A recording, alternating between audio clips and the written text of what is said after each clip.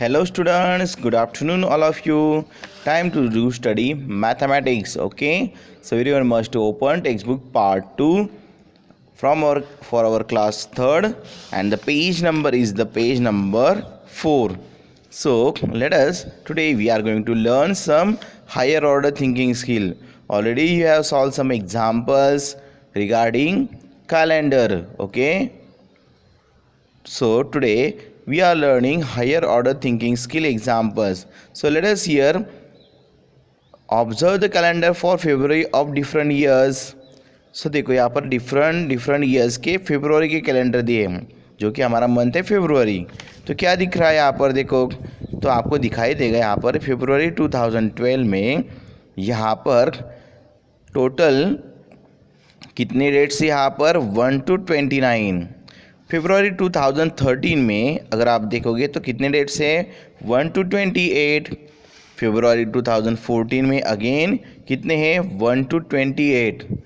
And यहाँ पर on the page number 5 फरवरी 2015 में कितने डेट्स हैं yes 1 to again 28. But in February 2016 there are 1 to 29 days. Again in February 2017 there are 1 to 28 date. Again February 2018 1 से 28 date हैं. Again 2019 1 से 28 डेज है.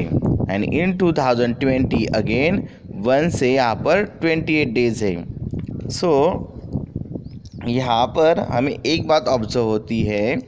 कौन सी ऑब्जर्व होती है कि we observe that February has 29 days in 2012, in 2016 और यहाँ पर भी वो चाहिए थे, मे बी प्रिंटिंग में नहीं आए हैं, एंड 2020. इन सभी ईयर्स में इनको कितने ईयर्स है कितने डेज है 29 डेज है. बट अदर सारे जो मंथ्स है मतलब 2013 है 14 है 15 है 17 18 और 19, इनमें वो डेज़ नहीं है. मतलब वो कितने डेज़ है ओनली 28 डेज़ है. तो यहाँ पर even 4 years an extra day is added to the month of February. तो हर 4 साल बाद फेब्रुवरी जो मंथ है तो उस मंथ में एक एक्स्ट्रा डे डाला जाता है. तो उस डे को हम उस ईयर को, तो जिस साल में जिस ईयर में क्या किया जाता है फरवरी मंथ में एक एक्स्ट्रा ईयर डाला जाता है, एक एक्स्ट्रा डे डाला जाता है फरवरी मंथ में. तो उस ईयर को हम कहते हैं लीप ईयर. उसको क्या कहते हैं हम लीप ईयर कहते हैं. This is due to the revolution of earth around the sun. ठीक है, तो यहाँ पर देखो क्यों होता है ये सब. तो इसका एक रीज़न है जो कि साइंटिफिक रीज़न है. क्या रीज़न है? The earth takes 365 days and 6 hours to go around the sun. An ordinary year is taken as 365 days only. जब हम हमारा नॉर्मल ईयर लेते हैं तो हम क्या लेते हैं 365 डेज लेते हैं. 6 hours put together 4 times make an extra day for every years. तो हर साल जनरली हमारे डेज कितने होते हैं पूरे साल भर के, वो होते हैं 365 डेज. बट हर साल 6 hours रह जाते हैं पेंडिंग. ठीक है, तो हर साल के 6 घंटे that is the 6 hours compile करके बन जाते हैं. यहाँ पर एक 1 डे हो जाता है जो कि होता है हमारा 24 hours का डे. तो ये एक डे हम हर 4 साल बाद पुट करते हैं कौन से मंथ में फरवरी मंथ में. Okay, so 6 hours put together 4 times make an extra day for every 4 years. This is added to get the leap year. So there are 365 plus 1, that is the 366 days in a leap year. तो ये बात भूलनी नहीं है students. Leap year में कुल मिलाकर मतलब टोटल नंबर ऑफ डेज होते हैं 366. Okay, so 366 days are in leap year. Okay, so ये बात भूलनी नहीं कि हर 4 साल बाद लीप ईयर आता है और लीप ईयर में फरवरी मंथ में एक दिन ज़्यादा होता है, दैट इज़ 29 डेट होती है. कौन सी इसमें? तो फरवरी मंथ के इसमें होती है. ओके, सो अभी जो हमारा ये ईयर है, हाँ, जो कि है 2020, ये हमारा लीप ईयर है। ये हमारा कौन सा ईयर है? लीप ईयर है। इस मंथ में, इस साल हमारे फरवरी मंथ में क्या है? 29 डेज है, 29 डे है। तो यहाँ पर चलो कुछ अगले एग्जाम्पल्स देखते हैं। और तो लीप ईयर की एक खास बात ये होती है कि लीप ईयर किसे कहेंगे फिर हम? तो लीप ईयर इसे कहेंगे कि जिनके लास्ट के 2 डिजिट, अभी जो मंथ है तो उनके लास्ट के 2 डिजिट जो होते हैं जिस साल के, वो डिवाइड होते हैं किससे? 4 से होते हैं। तो वही हम यहाँ पर इस एग्जाम्पल से जानेंगे। चलो समझ लेते हैं example. That is the example number 5। Find the leap years in the following years: 2020, 2021, 2022, 2024, 2025। तो यहाँ पर एक बात हमें समझ लेनी है कि in a leap year the number form by the last 2 digits is an exact multiple of 4। मतलब ये लास्ट वाले 2 डिजिट है ना, वो बिल्कुल अगर 4 के टेबल में आ रहे हैं परफेक्टली, तो वो साल हमारा क्या होगा? लीप ईयर होगा। सो इन 2020 the number form by the last 2 digit is 20। Yes, 2020 में लास्ट के 2 डिजिट क्या बता रहे हैं? 20, which is multiple of 4। Multiple of 4 मतलब जो कि टेबल के 4 के टेबल में आता है, so that is a multiple of 4। But in 2021 the number formed by the last 2 digit 21, which is not a multiple of 4। मतलब 21 टू 4 के टेबल पे आता है क्या? बिल्कुल नहीं आता है। Now again in 2022 22 is not a multiple of 4। 22 भी आता है क्या 4 के टेबल में? बिल्कुल नहीं। But in 2024 24 is a multiple of 4। 24 तो डेफिनेटली आएगा 4 के टेबल में। In 2025 25 is not a multiple of 4, so 2020 and 2024 are the leap year। तो यहाँ पर जानने वाली बात ये है कि जिस साल के आखिरी 2 डिजिट 4 के टेबल में आते हैं तो वो होगा हमारा लीप ईयर। जैसे कि यहाँ पर 2020 आते हैं 4 के टेबल में, और 2024 तो 24 आता है 2 के टेबल में, 4 के टेबल में।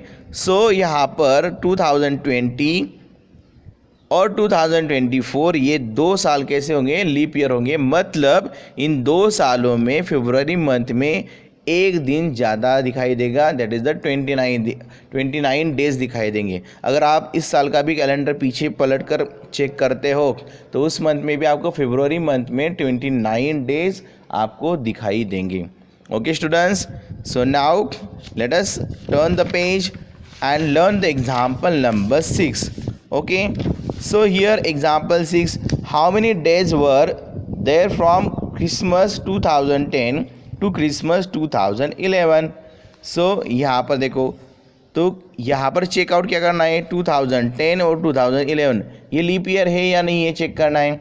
तो यस, 2010 तो नंबर 4 के टेबल में नहीं आता है, तो ये लीप ईयर नहीं है। और 11 भी 4 के टेबल में नहीं आता है, तो ये लीप ईयर नहीं। और 2010 से 2012 तक अगर क्रिसमस का सेम डे आ रहा है तो यहाँ पर वो कुल मिलाकर डेज होंगे हमारे 365। So let us learn the solution and understand it. 2011 was not a leap year, so the number of days from Christmas 2010 to Christmas 2011 was 365। okay students, so now ये तो हो गया हमारे लीप ईयर के बारे में और कैलेंडर्स के बारे में। इसके बारे में कुछ वर्कशीट मैं आपको भेज दूंगा, तो ये वर्कशीट आपको गूगल क्लासरूम पर क्या करनी है? सॉल्व करनी है। Now let us learn the concept 7.2। Let us start and just we are going to solve today at least recall section. Okay students, so read time correct to the hour. तो हमें time यहाँ पर read करना है। I hope so आपको time read करना अभी आपने चालू किया होगा, जो सेकेंड स्टैंडर्ड में आपने शुरुआत की थी। बट नाउ हमें करेक्ट आवर्स तक क्या करना है? टाइम को रीड करना है। Now let us think. Farida का यहाँ पर एक एग्जाम्पल्स दिया हमें थिंक में। फरीदा's teacher taught her to read time. She now knows the unit of time. Farida reads time when her father moves the hands of a clock to different numbers. Can you also read time from a clock? तो आप भी clock का time read कर सकते हो। Okay, सो उसके लिए भी एक वर्कशीट मैं आज के लिए भेज दूंगा आपको। So you must have to read a time को क्या करना है, आपको रीड करना है, ठीक है। नाउ लेट अस, यहाँ पर कुछ एग्जाम्पल्स है जो कि हमें रिकॉल करने हैं पिछले साल के। We learn that the long hand on the clock shows minutes and the short hand shows hours. तो अगर आपने क्लॉक देखी होगी, कुछ इस तरह से होती है हमारी क्लॉक। तो क्लॉक में एक लॉन्ग हैंड होता है जिसको हम मिनट हैंड कहते हैं, तो वो हमको मिनट्स दिखाता है। और एक हावर्स हैंड होता है जो शॉर्ट हैंड होता है, जिसको हम हावर हैंड कहते हैं, जो हमें कितने घंटे हुआ है, कितना टाइम हावर्स में हुआ है, वो हमें क्या करता है, शो करता है। और एक पूरा कंटिन्यूसली घूमता है, टक टक टक करते हुए, या किसी किसी घड़ी में विदाउट आवाज़ से भी घूमता है। तो वो जो होता है कंटिन्यूसली घूमने वाला, इसको हम कहते हैं second hand. So now let us recall reading time from a clock. So first one is there, 7 o'clock is dash hours more than 4 o'clock।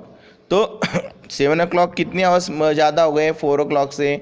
Yes, 4 o'clock में कितने हमें ऐड करने चाहिए यहाँ पर? 4, 5, 6, 7।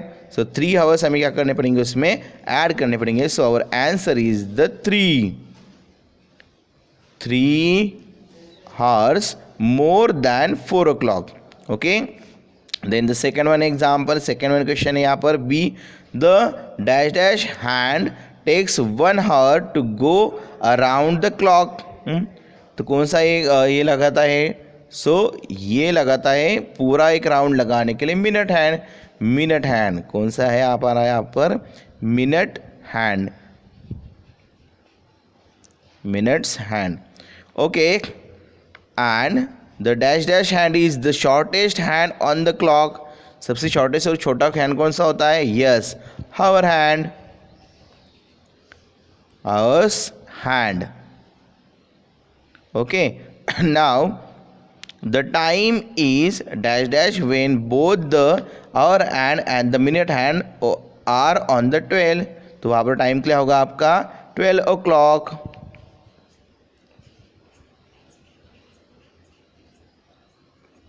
Okay, 2 hours before 10 o'clock is, देखो 10 o'clock से पहले 2 घंटे, that means it's 8 o'clock।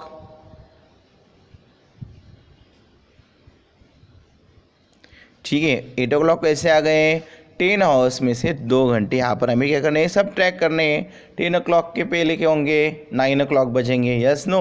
And 9 o'clock से पहले क्या बजेंगे? 8 o'clock बजेंगे। So 8, 9 and 10. So 2 hours before 10 o'clock is the 8 o'clock. So that also recall section you must have to solve in your mathematics textbook. Understand? And the worksheet that I have given to you, that you must have to solve and complete in your mathematics notebook. Bye bye for now. Take care.